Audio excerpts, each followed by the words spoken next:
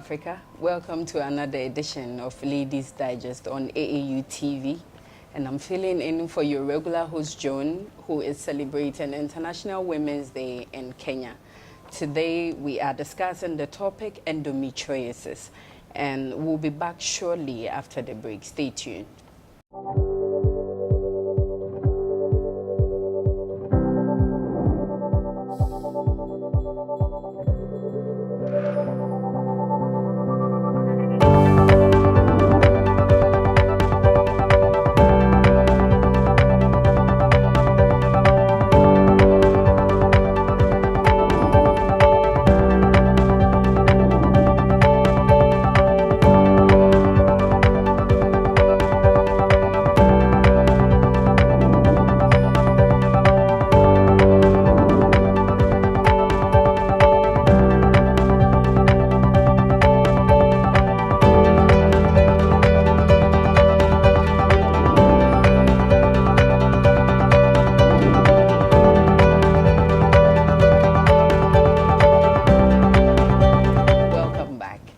With me in the studio is our regular guest.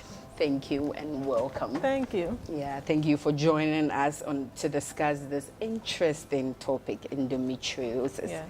But before we go, we don't want to rush into endometriosis since there are complex situations that comes about it. And so we will start with the woman's menstrual cycle. What is the menstrual cycle?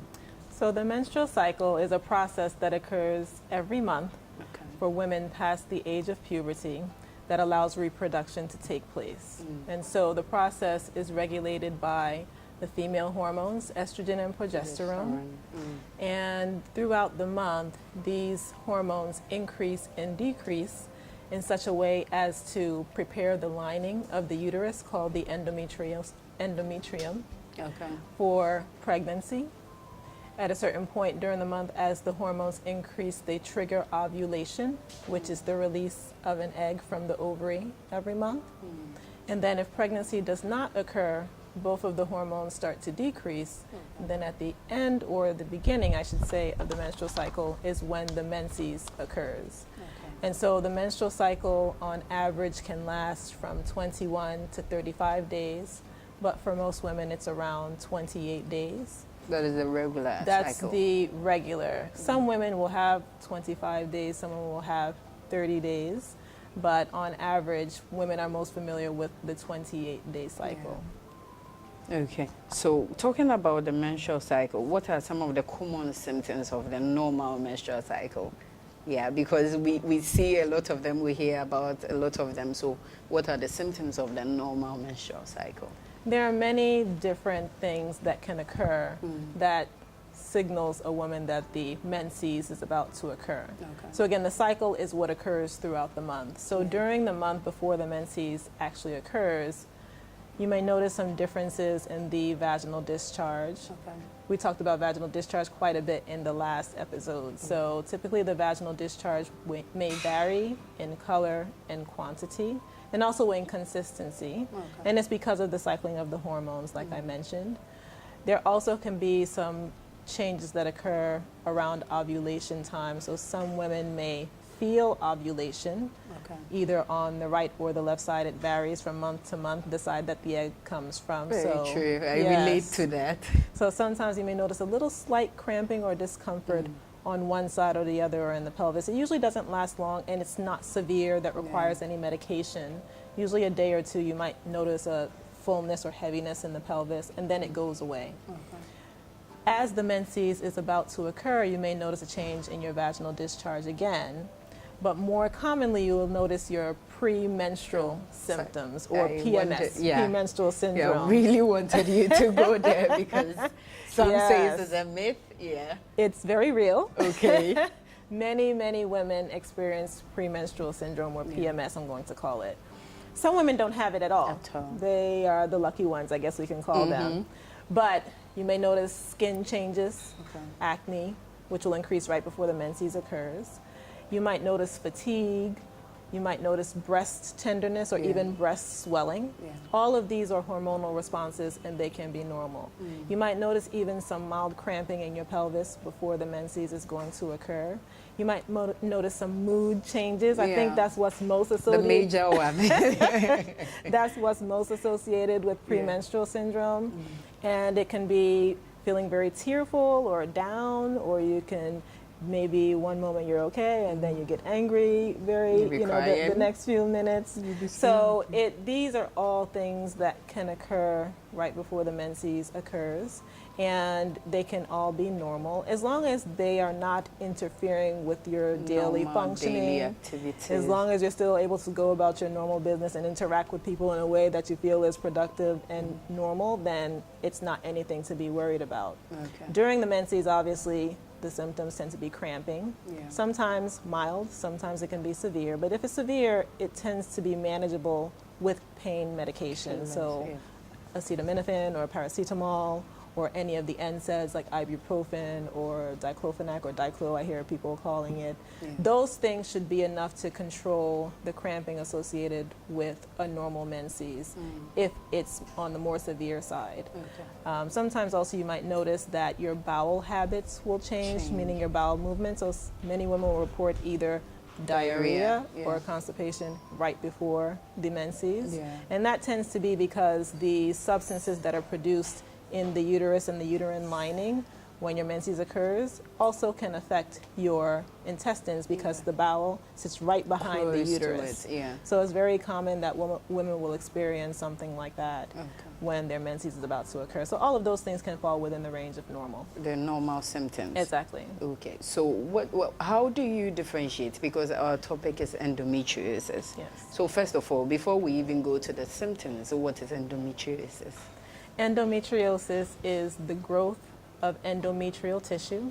Like I mentioned, the endometrium or the endometrial tissue is the lining of the uterus that produces the menses. So when you have that endometrial tissue growing outside of the uterus, that condition is called endometriosis. Oh, outside the uterus. Yes. Yes. Okay, so it can affect the tubes, your fallopian tubes, your pelvis, and then all of that? Yes. So when every woman has the menses, there's an exit through the cervix and out of the vagina. That's what we actually see. But the fallopian tubes also serve as an exit for the menstrual blood flow. It happens pretty much in all women. It's a normal process.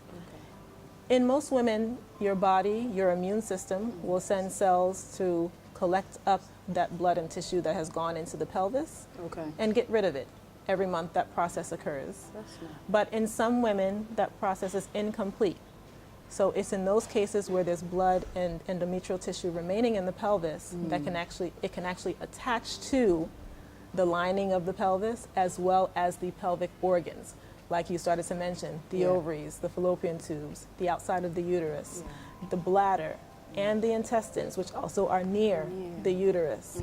And so when the endometrial tissue is growing in the pelvis and on those organs outside of the uterus, that condition is called endometriosis. Okay. Are there some specific causes? What causes this problem? What causes endometriosis in women? There are many theories as to, I should have said, there are three in particular that have been discussed as potential causes for endometriosis to occur. That whole discussion is very complex and it's mostly in the realm of academics and us physicians to debate, what the main cause is. However, like I mentioned, the blood and the endometrial tissue does come out of the fallopian tube, so at least we know that does play a role in that the blood and tissue is not completely absorbed or removed from the pelvis month to month, and so it starts to grow and implant there. The other theories try to explain when endometriosis is found in other parts of the body. Endometriosis has been found in the lungs. It also has been found in the brain. Those are very rare cases, but they have been found in those locations. And if you can imagine, the blood coming out of the fallopian tube month to month doesn't really explain how endometriosis can be found in the lung or the brains. But there are many theories as to what causes it. I won't go into detail into those. It'll just confuse, a lot of people, and it's beyond the scope of our purpose for talking about this. But we do know that there are risk factors for endometriosis, meaning things that can make it more likely to find endometriosis in a woman. So one of the main risk factors is if you have a first-degree relative, meaning your mom, your sister, who has endometriosis. There is a genetic component that we've realized that can increase a woman's risk of having endometriosis. Additionally, if a woman has started the menses early in life, before age 11, that can also be a risk factor. If the menstrual cycles are very short, so like I mentioned in the beginning, menstrual cycles on average are 28 days. Sometimes a little shorter, sometimes a little longer. But if they're very short, so if your cycles occur every 21 days or 23 days, then that means that you're having your menses more than once a month. And that's all the more times where the blood is going into the pelvis and having the opportunity to implant there. And then finally, if you've never had a child, that has been found to be a risk factor for endometriosis as well. So does it mean, you just said the last sentence was that if you've not had a child, but can endometriosis be found in women who have children? Yes, it can. And that's a very good question, actually, because it will lead into further discussion that we will have today about the varying manifestations of endometriosis. It's a very interesting and diverse type of condition in the sense that not all women will manifest the same symptoms and problems associated with endometriosis. So there are some women who have endometriosis who have children, who have no pain associated with it, who really have not had an issue, but maybe for some other reason, let's say they're having surgery for a different reason, and we look in, we see that there's endometriosis there. So it's not to say that, you know, if you haven't had children, then you definitely will have endometriosis. It's just that studies have shown that women who have not had children, they have a higher incidence, you know, of having endometriosis. And if you can imagine, when you're pregnant, you're not having your menses. And so you're not having that spill of blood and tissue into your pelvis. For the immune system to work on that.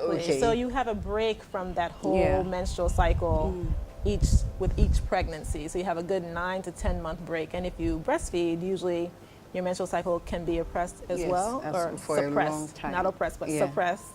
And so depending on how long you breastfeed, if you're doing it on a consistent basis, sometimes your menstrual cycle can be suppressed for a year or more. Or two, Exactly. And so when you don't have that constant spill of the blood and endometrial tissue into the pelvis, then there's less chance for endometriosis to occur. Okay, so normally when we have menses, we know we have normal pains and all of that.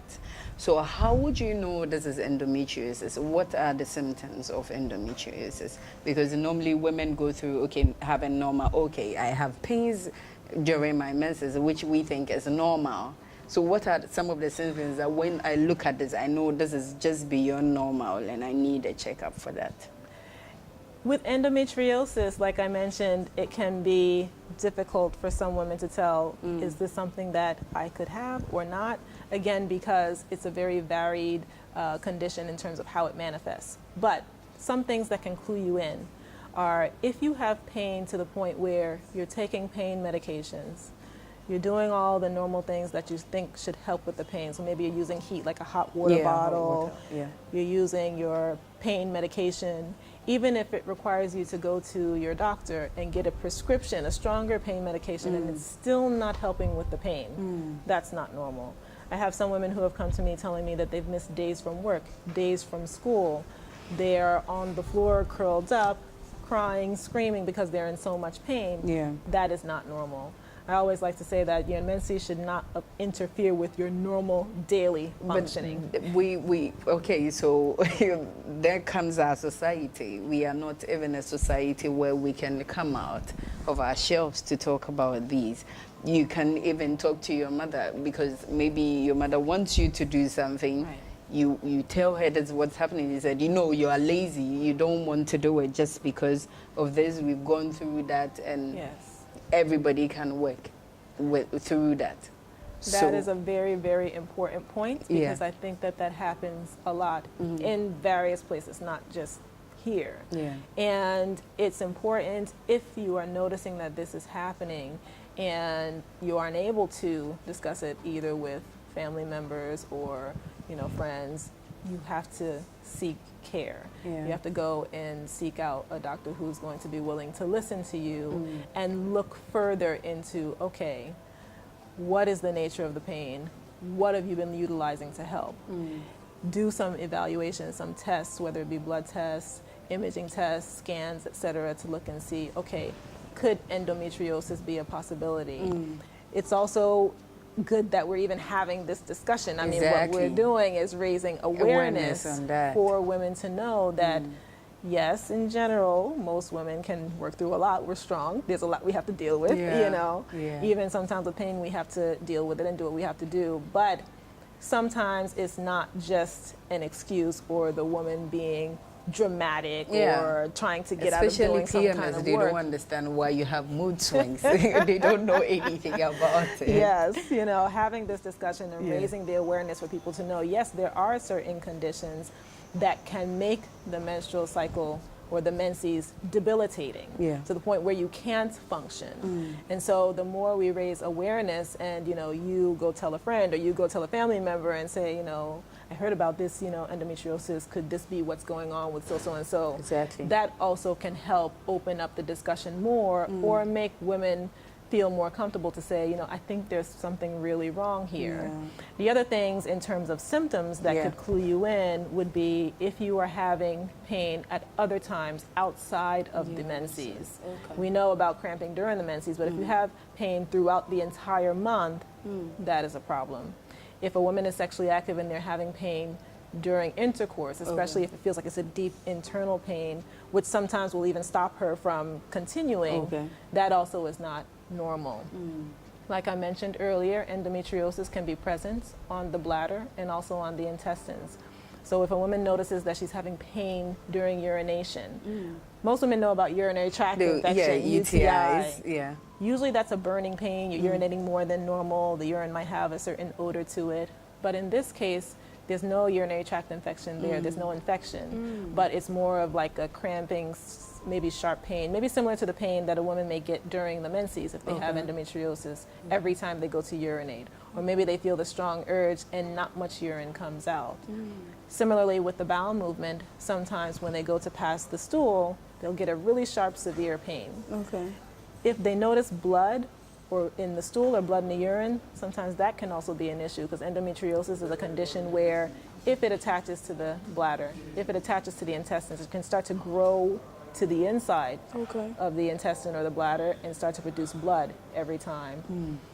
In some cases, a woman may only see the blood when they're having the menses. Even if they don't have the pain, they're having their menses come out through the vaginal opening, but they also see the blood coming out from the anal opening. That also is not normal. So all of these things might clue a woman in that, okay, there's something else going on beyond just normal menstrual pain, or we call it dysmenorrhea is the medical term. And infertility is also a symptom. So that's one thing that's important to note.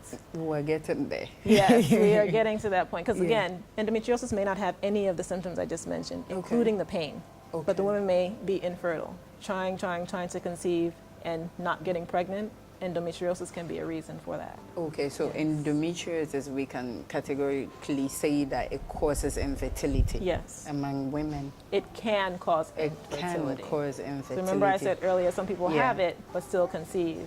But endometriosis is a cause for infertility, among others. Okay, so talking about this, you already talked about the scan. What other diagnostic measures can we take to show that this person has endometriosis? How can we diagnose endometriosis in a woman? The first and most important one is the medical history. So when you see your physician, if there is a suspicion of that, or even just let's say you go for your routine checkup, generally we will ask certain questions if there are problems with the menstrual cycle, and we will try to elicit any of the symptoms that I just mentioned. Pain during the menses, how bad is it? Do you have to miss days from work? Do you have pain from intercourse, etc., etc.? The next would be the actual family history. So trying to see, do women in your family have menstrual problems? What is the nature of those problems? Then we move on to the physical examination. With the examination, we do an abdominal exam, so we feel if there's pain in any areas when we press. Okay. The pelvic examination, which I had talked about the well woman visit and the gynecologic pelvic exam before. In doing the pelvic examination, we do a bimanual exam. So that's where we put 1 or 2 fingers into the vagina and then also use the opposite hand to press on the actual pelvic organs and the pelvic lining itself. Okay. Depending on the extent of endometriosis, if it's very mild, I may not feel anything at all, okay? Because like I said, the endometriosis can be very varied. Sometimes it's just superficial and I won't feel anything. If it's deep endometriosis, and I'll get into these terms a little bit later, superficial and deep. If it's deep endometriosis, it usually has started to cause scarring. Okay. Endometriosis causes inflammation because the blood and tissue that's in the pelvis is not supposed to be there. And so your body reacts to inflammation by trying to contain it or wall it off. And it does that in the pelvis by causing scar tissue.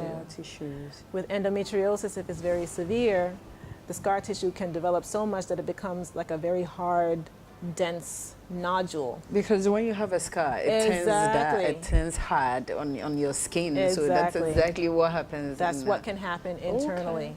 So when I do the pelvic examination, I might actually feel those hard nodules when I feel the back part of the pelvis. If the endometriosis has caused a cyst on the ovary, a cyst is a fluid-filled sac. Endometriosis cyst is called endometrioma, or chocolate cyst. It's easy to say chocolate cyst. We call it a chocolate cyst because the endometrial tissue, once it forms into a cyst on your ovary, it gets old and turns dark brown. So usually when we're doing surgery and we break it open, it comes out like chocolate mousse. Okay. So if there is a cyst or enlargement of the ovary as a result of an endometrioma, I might feel that enlargement when I do the exam. So then that would then prompt me to do some imaging studies. So pelvic sonogram, sometimes MRI, in some cases CAT scan, depending on what I'm looking for, a CT scan. Okay. And in those cases, it may identify some lesions in the pelvis that would clue me in that maybe there's an endometriosis lesion present. I will say, though, that with the imaging, the sonogram, the CT scan, MRI, it may be normal. That doesn't rule out a diagnosis of endometriosis. It just means that the endometriosis is not forming either a cyst or it hasn't caused a dense, nodule of scar tissue that can actually be seen on the scan. This is very true because I think I have a relative who was going through to the hospital to check these issues. She had gone through all the scans, she had gone through all the MRIs, but they couldn't find what was wrong with her. It was very difficult. So aside those scans, how can you also get to diagnose endometriosis if all these are not possible on this, have not been found on the scans? Right. So the main thing in that type of instance that I would rely on is the woman's history. If all the information I've obtained from the woman is making me lean towards endometriosis, I can make the diagnosis based on that.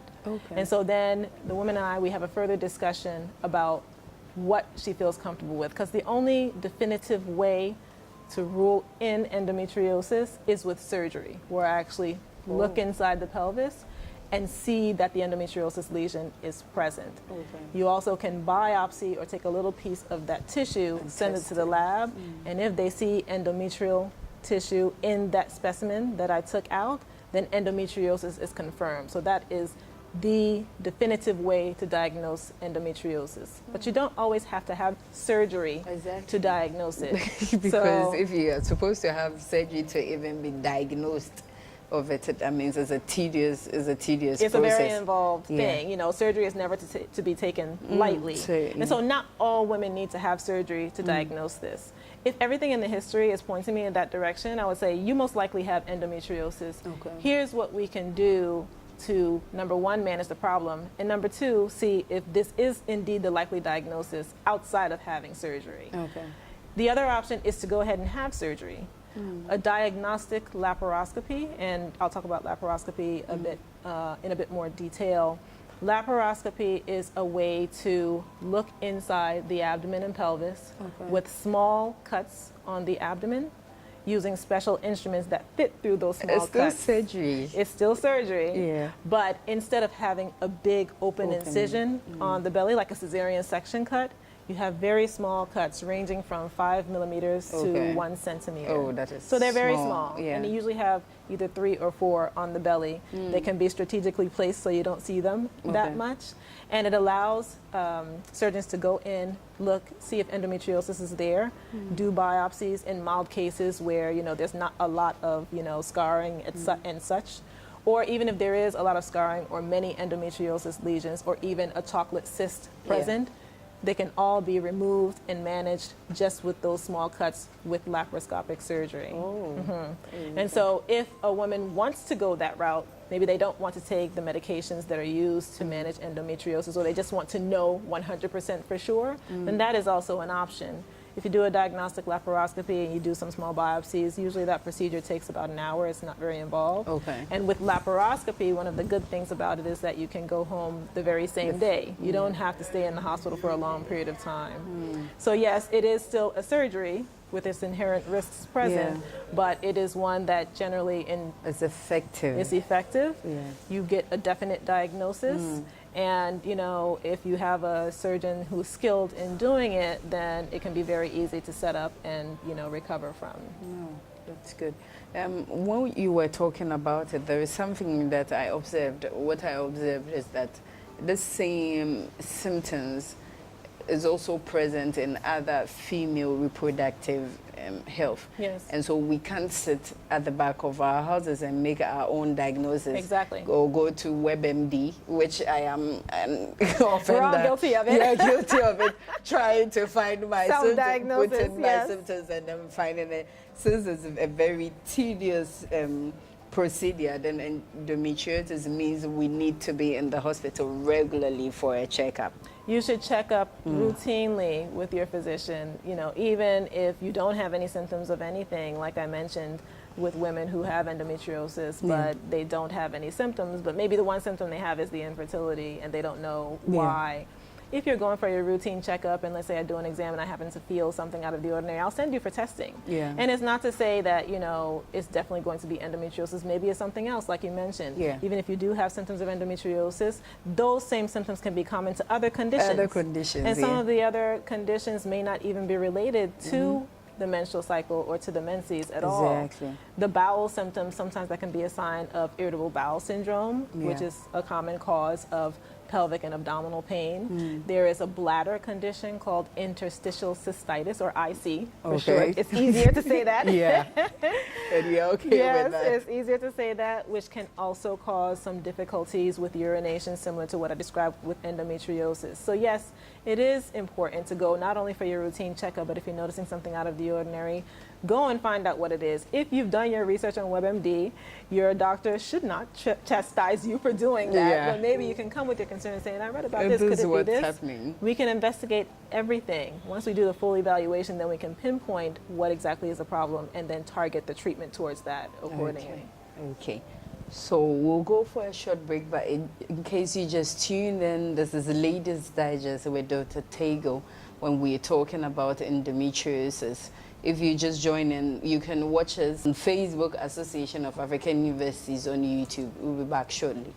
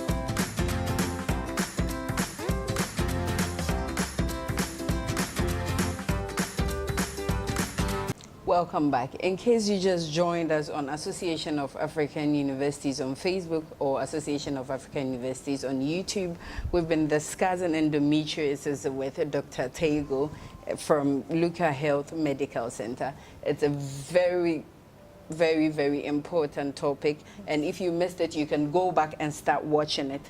Now we are talking about endometriosis and how it could be treated.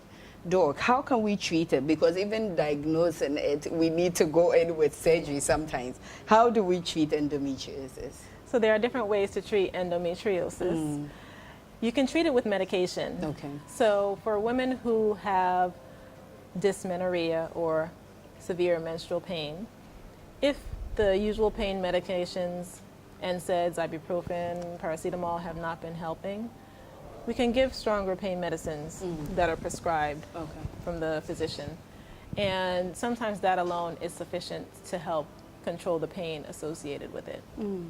But typically, if a woman is seeking care for the symptoms, they've already tried those medications. Exactly, because I was even about asking if it's just for the pain, there would be painkillers, but we need to take those tissues out. we need to take care of our systems so we can be free. Right. Yeah. So after doing an evaluation and making sure that there's no significant abnormality with the reproductive organs, a cyst on the ovary, distortion of the anatomy such that we think that organs like the intestine or bladder are stuck to the uterus at all. Yeah. In those cases, hormonal treatments are the mainstay of treating endometriosis. Okay. And the hormonal treatments tend to take the form of contraceptives, the different types, oral contraceptives, the injection, Depo-Provera, even the intrauterine device, IUD. The hormone-containing IUD can also be used to help to treat endometriosis. And the reason why those work is because the endometriosis grows and bleeds in response to the female hormones. When you take the contraceptives, they suppress your own female hormones.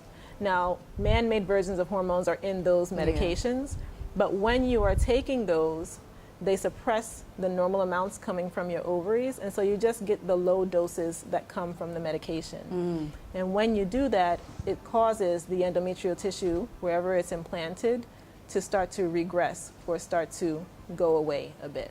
So in mild cases, many times the hormonal treatments do very well to help control the symptoms. Many doctors will do a combination of treatments. So in some cases you may have not only the painkillers but also the hormonal treatment to really maximize the reduction of the endometrial tissue that's in the pelvis. And many women get very good relief with those treatments. I always explain at the outset when I start to treat a woman for endometriosis that they probably have already reached the point of frustration by the time they come to see me. And it's just a hallmark of the fact that unfortunately many women go many years of suffering before they're actually diagnosed. So there tends to be a delay in diagnosis. So in those cases, it's important to target the endometriosis from two different angles. That's where the combination treatment comes in. And also to try and be very patient and be willing to work with your doctor for the long term to find the actual combination that's going to work best for you. Exactly, because when you were talking about hormonal treatment, and you know the notion of you going for these contraceptives, the effect that people are saying have on the woman and all of that. So I am thinking that when this is introduced, sometimes some of the patients might not like that kind of treatment because they have this notion that this is, when I use this is what is going to happen to me. How do you deal with situations like that? Many women do have that concern, and I would say the biggest concern that they mention is it going to stop me from having children in the future? So obviously contraceptives, they're designed to prevent pregnancy. So that's the name. To prevent unwanted pregnancy. So at a time when a woman is not ready to conceive, they take contraceptives to prevent an unwanted pregnancy. It also can be a treatment for endometriosis. Birth control can be used for many different things.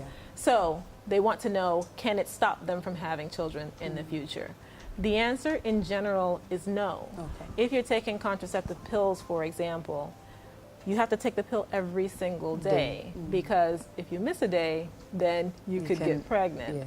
So only in certain cases, let's say where a woman is taking contraceptive pills for many, many years, sometimes they may experience what's called a delay in fertility. So it means that, let's say they've been taking it for 10 years. Okay. Sometimes when they stop, because their ovaries have been suppressed, their own ovarian hormone production has been suppressed, it may take a few months for their ovaries to resume producing the hormones again. Exactly. But by and large, that process does go back to normal. And assuming everything else in the woman's reproductive tract is also normal, they are able to conceive. Okay. Same thing with the injection. The injection, we do know that because you get it once every 3 months, sometimes after you get it, you can experience a delay in your return to fertility of 6 months, sometimes up to a year in certain few cases. But by and large, we tend to see that women who have been on contraceptives, for the most part, are able to still conceive in the future, but it's also important to counsel them that they may experience a delay in return to fertility depending on how long they've been on them. Okay, so still on the hormonal treatment, maybe I have endometriosis, but I want to give birth. Yes. When I'm on the hormonal treatment, right, I can't give birth. Exactly. So how do you do that, especially women and ages, childbearing ages, who want to give birth, and this is something they have to go through? How do you do it? Or probably you would suggest something else, I guess. Right. So I usually try and tailor things to the woman's symptoms and what their desires are.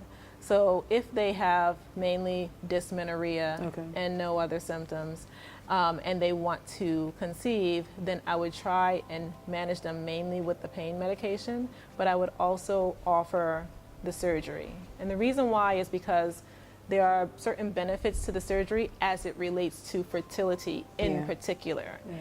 Regardless of the severity of the symptoms, we know that endometriosis can cause inflammation in the pelvis, which can make conditions unfavorable for conception to occur.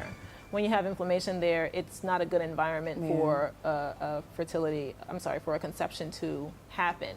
So when you actually remove the endometriosis implants, when you actually remove any endometriosis cysts that may be present, study has shown that the fertility or the likelihood of getting pregnant after that is increased. Okay. When you actually go in, and if you see that there is scar tissue present, and maybe the scar tissue is blocking one or both of the fallopian tubes or kinking it such that the tube is not straight to allow the egg and the sperm to meet, in those cases, when you separate those scar tissue and you also remove the endometriosis implants, studies have shown that fertility is improved with surgery. So for those women, you know, especially if they've taken pain medicine and it hasn't helped and they want to conceive and they haven't been able to, going into number one, diagnosis of endometriosis is there. Number two, removing whatever we see, that has been shown to improve fertility. Yes. So we talked about one, the diagnosis with painkillers for the treatment. We've talked about the surgery and then the hormonal. Is there any other treatment for endometriosis? Within the hormonal treatment, there are others like the IUD I mentioned, the hormone containing, but there is another medication which is not exactly a hormone per se. It's really something that suppresses the ovarian hormone production, but at a different level than the pills, birth control pills, and injection do. It is also an injection, but what it does is it suppresses the stimulating hormones that come from your brain that tells the ovaries what to do. And many times that medication is used in cases that are a little more refractory or resistant to the usual medications, like the birth control pills, or maybe they've had surgery and maybe the symptoms are starting to come back. So we can give that injection to help to suppress the hormone production on a more profound level, to really try and make the endometriosis implants shrink away. That one obviously is not necessarily one that can allow fertility, but in some cases, especially if it's a very severe case of endometriosis, sometimes it's necessary to do that to maximize the extent to which you have suppressed the endometriosis so that the woman can get symptom and pain relief, and then maybe at a certain point start to conceive after that. There can be natural treatments as well. I was about asking because everything has been surgery, has been medication.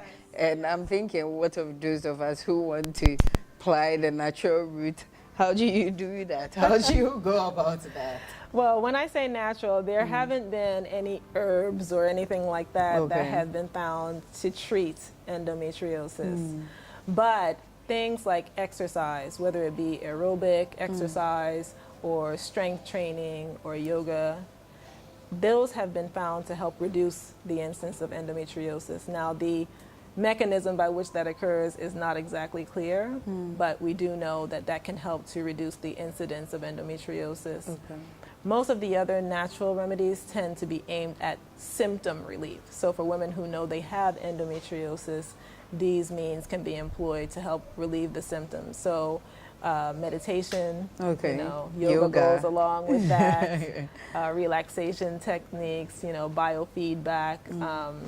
Also, if a woman does Chinese acupuncture, that also has been shown to help relieve the symptoms associated with endometriosis. That's good. But I want to know how effective this is, because looking at it, these are not like straight jacket natural treatment. Right. Because normally people have been doing exercises, but still they have this problem.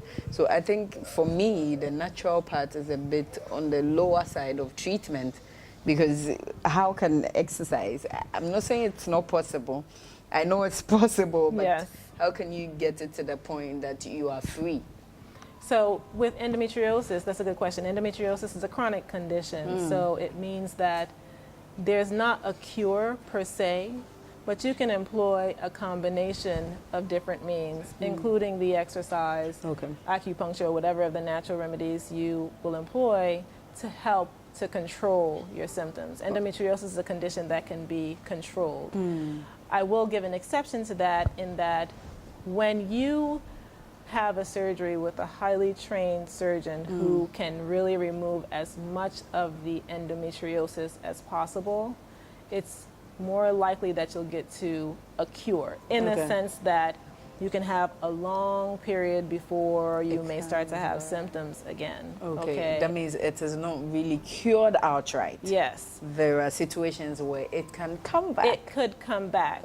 But the more endometriosis is able to be removed during the surgery, the less likely it can come back. Yes, the better. The less likely it could come back.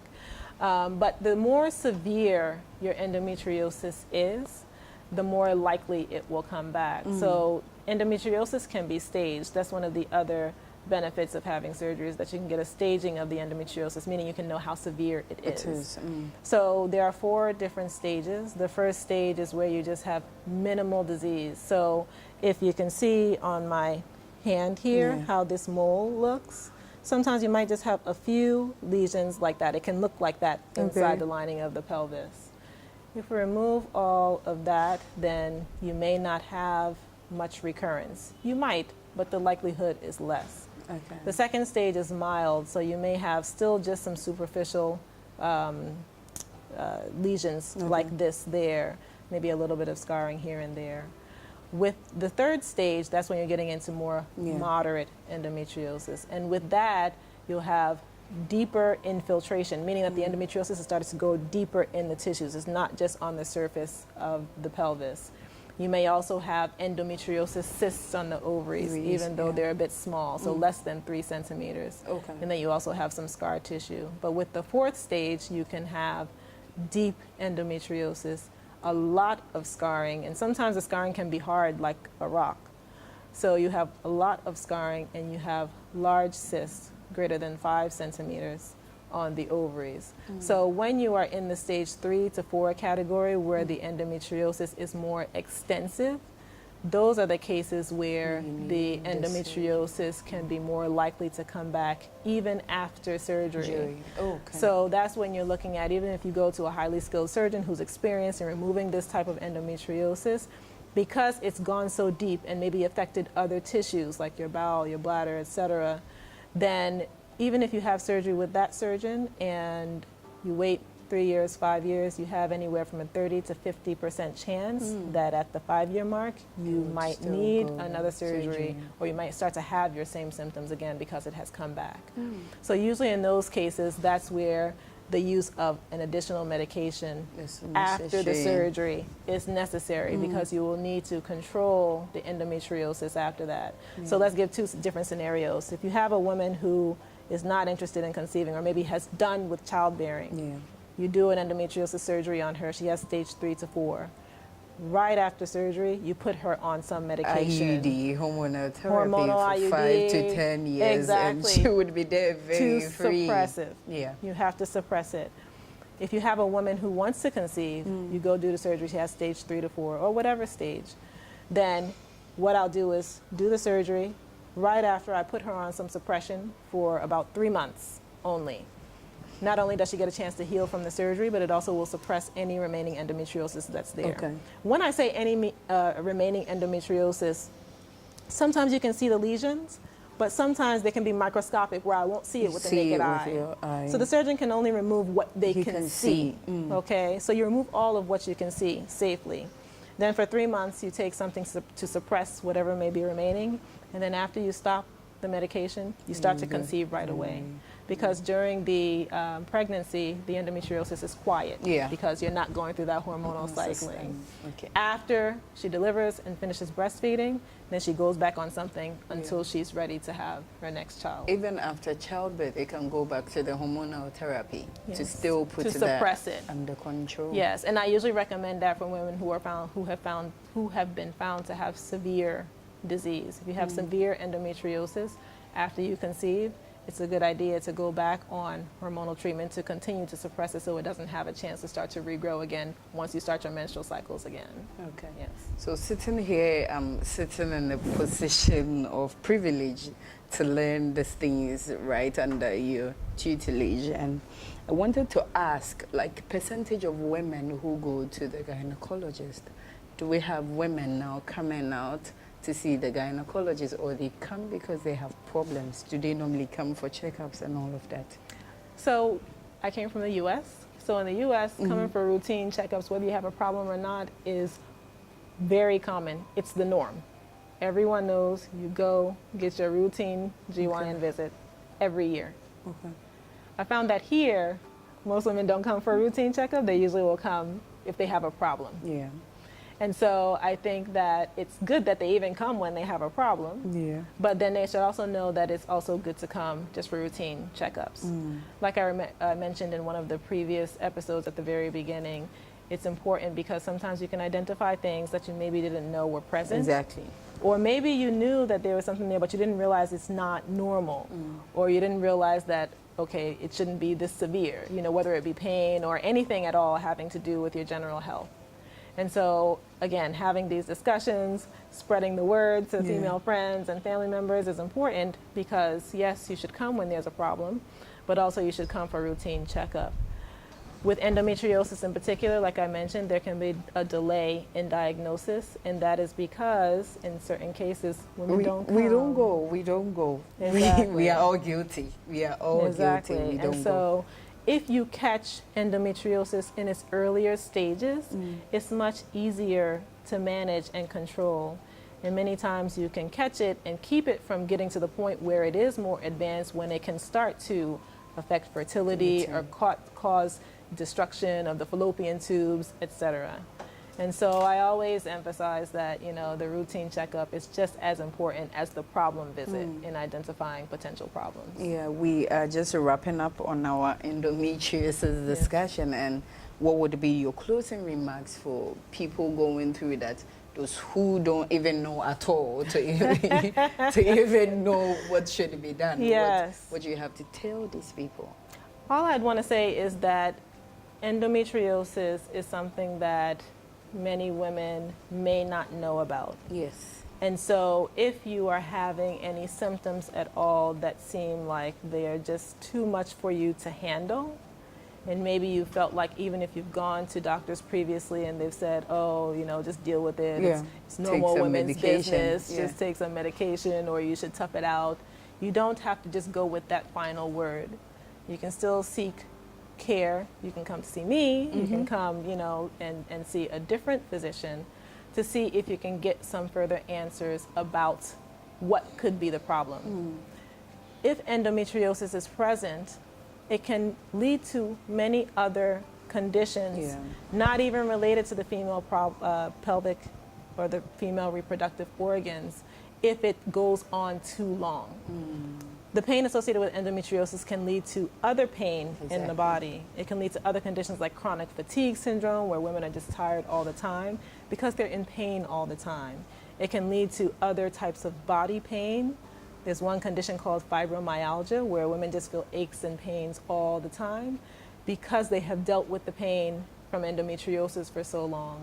Some women even feel depression and anxiety because they have dealt with the issue for so long, and either they've said something and no one has believed them, or it's not been adequately addressed or managed. And so it can affect women in many, many different ways.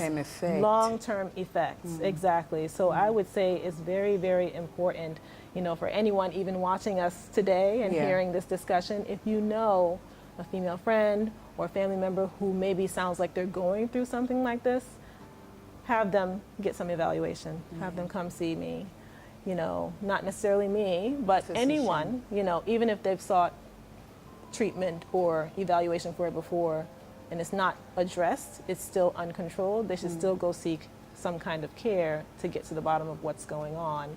So that way it doesn't lead to these other problems long term. Women should not have to suffer because of their menses. So talking about seeking medical care, we would want to know where you work so that maybe people can find you, women can find you and talk extensively on their problems. Yes. Where are you coming from? I'm at LuccaHealth Medical Centre. It's in East Legon, but in the program credits below, there'll be a number that if anyone is interested, they can certainly call. I would be happy to see them. That is fine. We've had a very wonderful time. Yes. And thank you for coming to teach us. Thank you for having me, as always. And all our guilty pleasures. Now we are going to work on it and come back to the hospital for more checkups, regular checkups. Yes, exactly. So this has been Ladyz Digest on AAU TV. We discussed endometriosis. If you didn't watch, you can go to our Facebook page, our YouTube page, Association of African Universities. We'll come again another time with the next episode. Please stay tuned.